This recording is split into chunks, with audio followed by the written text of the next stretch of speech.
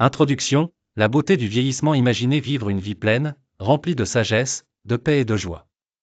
À quoi cela ressemblerait-il?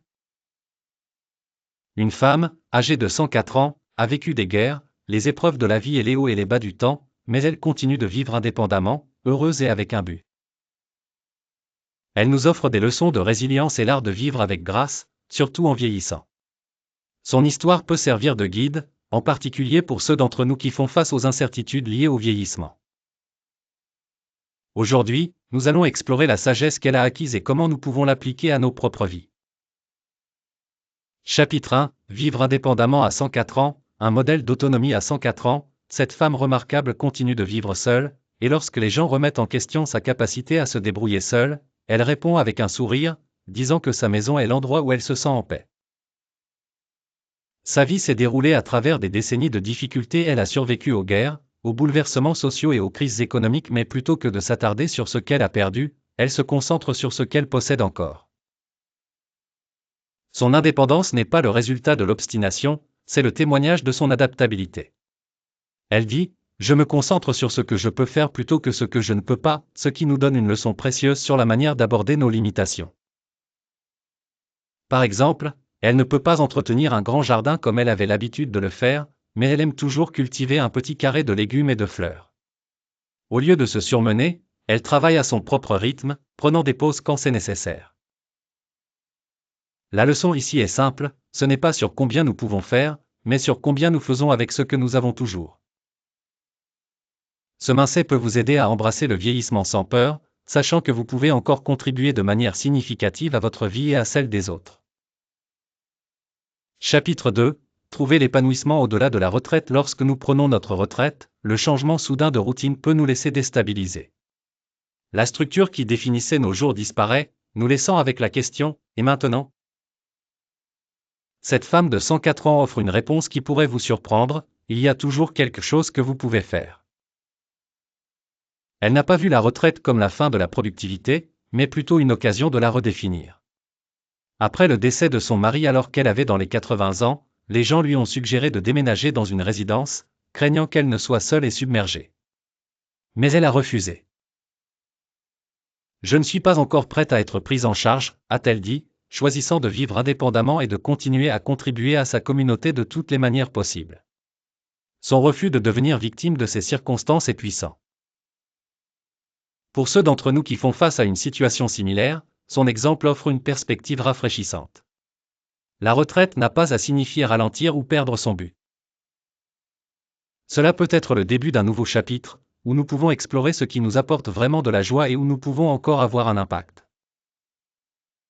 Chapitre 3. Équilibrer liberté et soutien dans les dernières années. Vivre seul dans vos dernières années ne signifie pas être complètement isolé. Cette femme a maîtrisé l'art d'équilibrer indépendance et recherche d'aide quand nécessaire. Elle ne recule pas lorsqu'il s'agit de demander de l'aide. Que ce soit des voisins proposant de faire des courses ou donnant un coup de main dans le jardin, elle accueille l'aide sans pour autant diminuer son sens de l'autonomie. Sa vie est une danse délicate entre compter sur les autres et conserver son indépendance.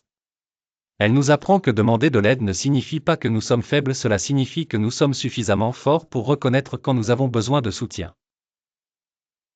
Pour ceux d'entre nous qui ont peur de perdre leur indépendance en vieillissant, sa vie est un doux rappel que la vraie liberté vient du fait de savoir quand demander de l'aide et quand prendre du temps pour soi. Chapitre 4.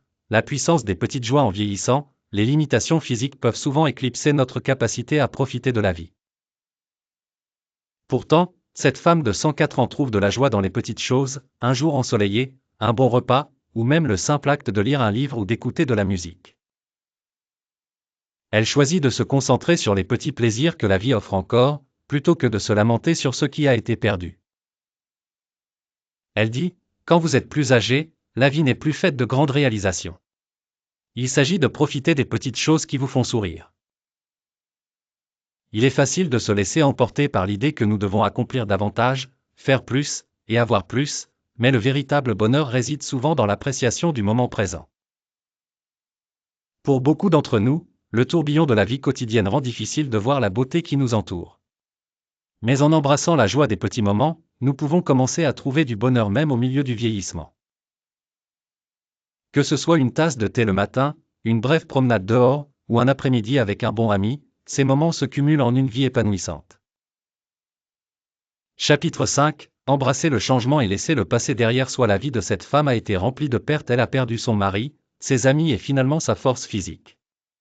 Pourtant, elle nous enseigne que s'accrocher au passé peut être un obstacle à vivre pleinement dans le présent. Après avoir perdu son mari, elle aurait facilement pu se retrouver bloquée dans le deuil, mais au lieu de cela, elle a pris la décision consciente d'aller de l'avant. Elle dit, c'est correct de faire son deuil, mais c'est aussi correct de vivre à nouveau. Pour beaucoup d'entre nous, il est difficile de surmonter la douleur de la perte, qu'il s'agisse de la perte d'un être cher, de notre santé ou de notre style de vie précédent. Cependant, en se concentrant sur l'avenir et en choisissant de trouver de nouvelles joies, nous pouvons apprendre à embrasser le changement plutôt que de le résister. Son histoire est un puissant rappel que nous n'avons pas à laisser notre passé nous définir.